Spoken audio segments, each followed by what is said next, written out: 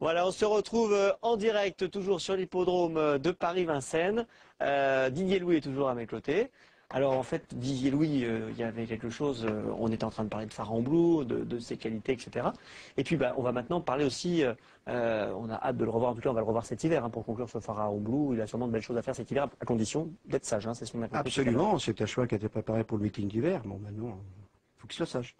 Alors, vous avez plusieurs casquettes dans le monde des courses. Vous avez été driver amateur. Alors, on parlait de ça tout à l'heure. Vous me disiez, en fait, vous avez remporté 5 courses. Juste de quoi, finalement, pouvoir venir à Vincennes, c'est ça? Tout à fait, c'était l'objectif. Moi, j'ai commencé ça il y a 12 ans. J'avais appelé Roger Vercuis, qui avait l'école d'amateurs. Et à Roger, je lui avais dit tout de suite, moi, monsieur Vercuis, je voudrais courir un jour à Paris, à Vincennes. Il m'a dit, écoute, on va essayer de faire ça. Je vais t'apprendre bien le métier. Et j'ai appris très vite. J'ai gagné mes 5 courses la première année. Et après, j'ai couru à Vincennes. Et mes activités, le travail prenant, à un moment donné, je pouvais plus m'entraîner. Et quand on s'entraîne pas, même amateur à Vincennes, ça peut pas faire.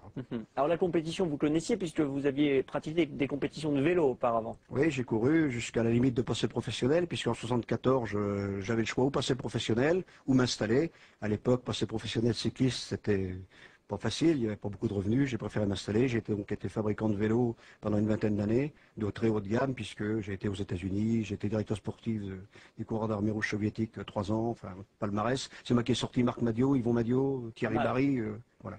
Alors, je peux vous dire que Bruno Armand, qui travaille avec nous, qui coordonne cette émission, a un vélo Didier Louis. Ça m'étonne pas, j'en vois toujours rouler. Ça fait 20 ans que j'ai arrêté et je croise encore des gens régulièrement, parce que moi je fais toujours du vélo quand je peux, 2-3 sorties modestes par semaine, et je vois toujours des vélos Didier Louis, des maillots Didier Louis. Ça m'arrive régulièrement d'en croiser.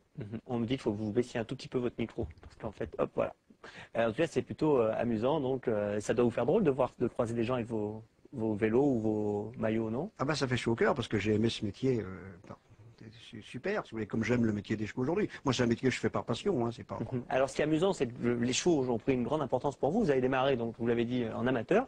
Et puis, vous avez décidé de manager des gens qui ont envie d'acheter des chevaux, de se faire plaisir. Vous avez réuni des propriétaires et vous gérez ensuite, vous managez ensuite la carrière des chevaux que vous faites acheter à vos propriétaires. Vous pouvez nous expliquer comment ça marche? Oui, c'est simple. En principe, c'est 5 copropriétaires maximum sur un cheval. Donc, moi, je sélectionne des chevaux que j'achète, que je vends à mes clients en part, en principe ce sont des parts de 20%, ou en totalité. J'ai aussi à peu près dans ma clientèle 10% de clients qui ont des chevaux en totalité. À partir de ce moment-là, moi je me suis inspiré de ce qui se faisait un peu dans le galop, un petit peu. C'est-à-dire que je me suis dit, les clients, ils achètent un cheval, ils se connaissent pas, c'est difficile, il va y avoir des problèmes, il y a une tête de pont, il y a quelqu'un qui soit professionnel.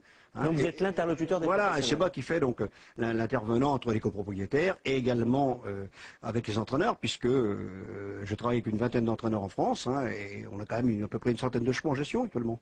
Ah oui, quand même, c'est énorme. Voilà. Et alors, s'ils sont cette centaine de chevaux en gestion, ils sont répartis chez combien d'entraîneurs? Comment vous choisissez? Oui, une quinzaine d'entraîneurs dans toutes les régions de France.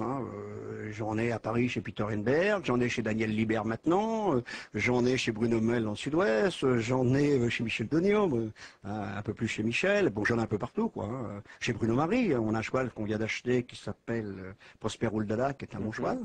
J'ai réussi à acheter, à revendre tout de suite à 4 copropriétaires qui sont pour l'instant très contents. Quelles sont pour vous vos meilleures réussites en achat? Quels sont les chevaux dont vous êtes le plus fier? Les meilleures réussites, c'est les chevaux qui ont fait des valeurs quintées. Ma meilleure réussite, c'est au tout début, c'était avec Roger Vercuis, je l'avais acheté, c'était Jacques Pot du Relais, que j'ai vendu à l'écurie du Relais. Ça, c'est le premier cheval qu'on a acheté avec Roger, Yerlin, et qui a été quand même classique. Bon cheval, bien sûr. Ceci dit, j'ai eu beaucoup de chevaux qui ont gagné des courses, j'ai eu Goudatou, qui ont gagné des quintés, maintenant on a Pharaon, j'ai une jument, Fessina Doriès, qui est une jument de quintet, une bonne jument. Bien sûr, non, on a eu quand même beaucoup de réussites, et on gagne beaucoup de courses, un peu sur toute la France, puisque mes chevaux courent sur toute la France, c'est ce qui plaît à mes clients, qui sont bien sûr répartis dans toute la France. Répartis dans toute la France, voilà. Ah, vous n'arrêtez pas de vous déplacer également, alors? Ouais, je voyage beaucoup. Vous êtes un peu comme Jean-Michel Bazir qui fait 100 000 km par an. Pas quand même. Moi, j'en fais 80 000, moi, quand même. Ah oui, quand même. Ben oui, parce que les clients, ils veulent bien vous faire un chèque, mais ils veulent aussi, surtout, comment dirais-je, avoir un suivi, avoir un conseil. Ils peuvent m'appeler à n'importe quelle heure. Je crois qu'il c'est un peu exceptionnel. Mais si vous voulez, je fais un vrai travail, quoi. C'est pas seulement vendre un cheval et puis demain il n'y a plus de Didier Louis. Et quand ça va pas, parce que le problème, c'est pas de vendre des chevaux, c'est facile quand on a des chevaux comme Pharaon Blue.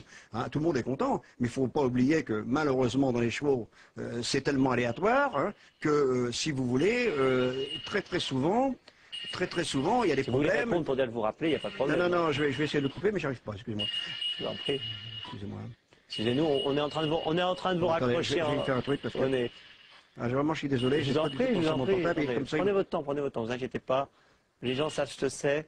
voilà. En fait, il y a des. Je vais vous expliquer. Je vais expliquer Donc oui, je vous disais, Je vous en prie. excusez-moi, c'est surtout quand le client qu'il faut l'accompagner, c'est quand le cheval va pas, n'est pas bon ou a des problèmes de santé. C'est facile de vendre des chevaux. Le problème, c'est le service après-vente, c'est un vrai travail. Le dimanche soir, quand il faut appeler une cinquantaine de clients et leur dire ah bah, le cheval est distancé, C'est du ah bah boulot. là ça n'a pas été, ah bah là il y a eu ci, ah bah là il y a eu ça c'est pas facile. Mais moi, je me suis mis à point d'honneur tant que je ferai ce métier, à toujours avoir une franchise avec le client et que ça aille bien ou mal à lui dire la vérité. C'est ce que je demande aux entraîneurs qui travaillent avec moi. Moi, il faut pas raconter d'histoire, c'est pas la peine. J'ai un petit avantage, c'est que j'ai aussi entraîné chez Pierre-Robert Cuise un an quand même, m'amuser quand j'étais amateur. Hein.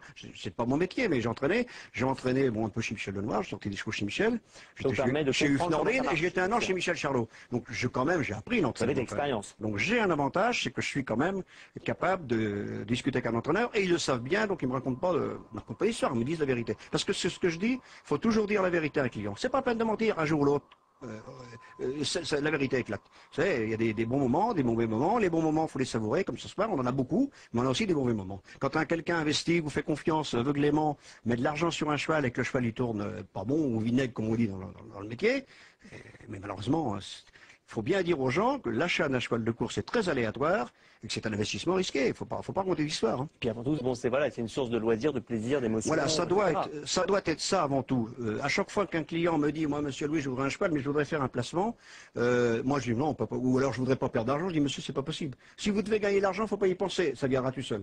Mais gagner de l'argent avec les chevaux de course, c'est trop aléatoire. Alors aussi, maintenant, j'ai un rat d'élevage que c'est des clients à moi, des clients qui j'ai vendu une copropriété de cheval il y a 4 ou 5 ans, quand j'étais un rat d'élevage à côté de Vimoutier dans l'Orne, dans le fameux triangle d'or de l'élevage, où on fait de l'élevage à nos clients. Et également, on a une grosse partie dans les clients qui ont plusieurs chevaux. Je leur ai conseillé d'investir sur des poulinières de haut de gamme avec des très bonnes saillies, de façon à faire plaisir avec la course, bien sûr, mais également de pouvoir vendre un peu leurs produits pour équilibrer leur budget.